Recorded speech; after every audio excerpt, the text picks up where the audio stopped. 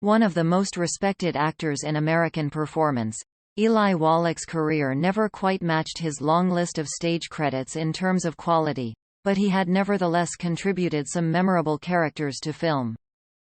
But Wallach's career stretched back a decade prior and continued on well into the 21st century, during which he played almost every ethnic type and moral stripe under the sun. While his record on the big screen remained spotty, Wallach thrived on television with an Emmy-winning performance in The Poppy as a flower and a campy turn as Mr. Freeze on Batman. Over the years, he remained under the radar while performing on stage or in lesser-known pictures, only to resurface in projects like the revival of The Diary of Anne Frank, the acclaimed miniseries The Executioner's Song, and Francis Ford Coppola's The Godfather 3, in which he had a memorable scene as a mobster who dies while eating poisoned cannoli. Born Eli Herschel Wallach on December 7, 1915, in Brooklyn, NY, he made his performing debut as part of an amateur production while still in high school. At some point in his early life, Wallach lost sight in his right eye, the result of a hemorrhage. After gaining a B.A. from the University of Texas in Austin and a master's degree in education from the City College of New York, Wallach earned a scholarship to New York's prestigious neighborhood playhouse, where he first cut his teeth on the method style of acting. After graduation in 1940, he landed a smattering of minor stage roles before World War II intervened. He joined the Army in 1941 and served as a medical administrative officer, being dispatched to numerous points across the globe, including Hawaii, Casablanca, and France. It was in the latter location that his superiors learned of his acting background and asked Wallach to mount a production to entertain the recuperating troops. With the assistance of other members of his company, Wallach wrote and performed This Is the Army, a satirical revue in which he played Hitler, among other roles. It would be the first of many memorable villains Wallach would play during his long career.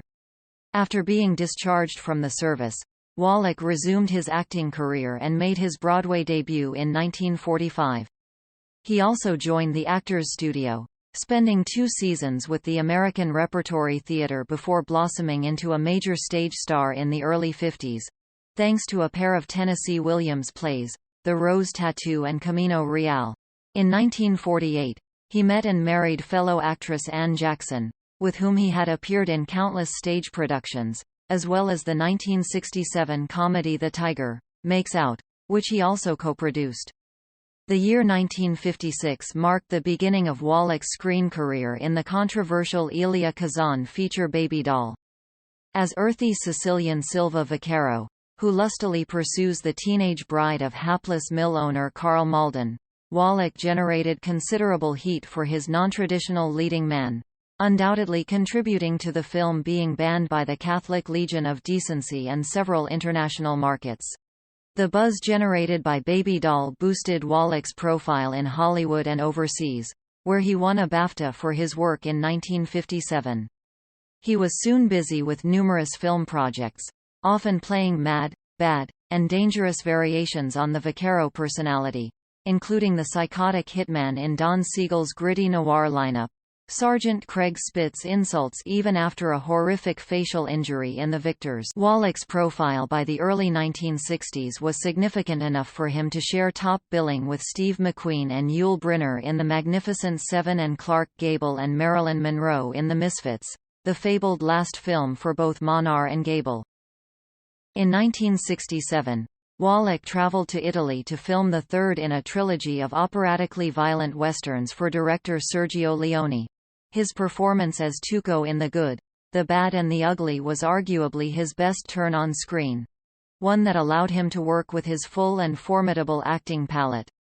Over the course of Leone's 3 hours-plus masterpiece, we were shown all sides of Tuco, from the duplicitous creep who would abandon his own partner in crime in the middle of the blazing desert, to the loyal friend who rescues Eastwood from the same fate, to the wronged brother who lashes out against his sanctimonious priest brother, to the sympathetic victim of a cruel sadist who will go to any length to discover a cache of hidden gold.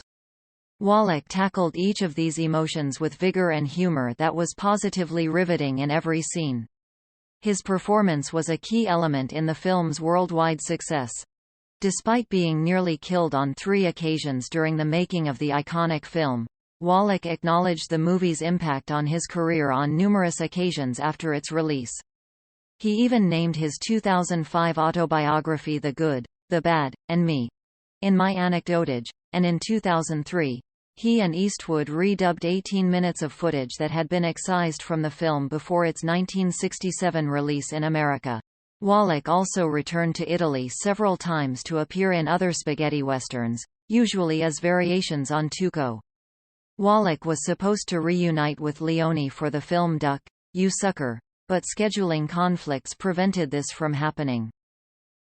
Wallach remained as busy in the 70s and 80s as he did in the previous decade, though his roles were largely character parts and the quality frequently ranged from top Hollywood products to low-budget fare. Among his better films from the period were Cinderella Liberty, in which he played a tough-as-nails Navy lifer, Movie, Stanley Donen's clever tribute to vintage Hollywood melodramas and musicals, John Huston's bicentennial-themed short Independence, in which he captured the intelligence and wry humor of Benjamin Franklin. Wallach also appeared in numerous TV movies, including the thriller A Cold Night's Death, co-starring Robert Culp, about scientists losing their grip in the Arctic, the drama Skokie co-starring Danny Kaye, about Holocaust survivors facing neo-Nazis, and the thriller The Executioner's Song, based on the Norman Mailer book about a serial killer, Gary Gilmore. As the 1980s wore on into the 1990s and the new millennium, Wallach continued to answer the call for character parts, long after many of his contemporaries had passed on.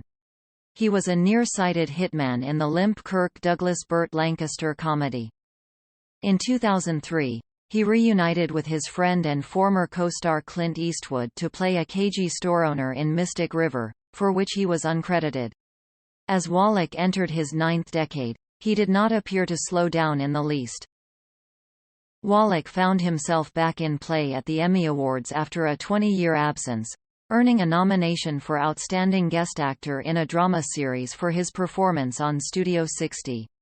After voiceover roles in Constantine's Sword and The Toe Tactic, Wallach returned to the small screen as a dying elderly man for an episode of Nurse Jackie. His performance earned the 94-year-old an Emmy Award nomination for Outstanding Guest Actor in a Comedy Series. His final appearance in a feature film came with a supporting role in Oliver Stone's Wall Street, Money Never Sleeps. Eli Wallach died at the age of 98 on June 24, 2014.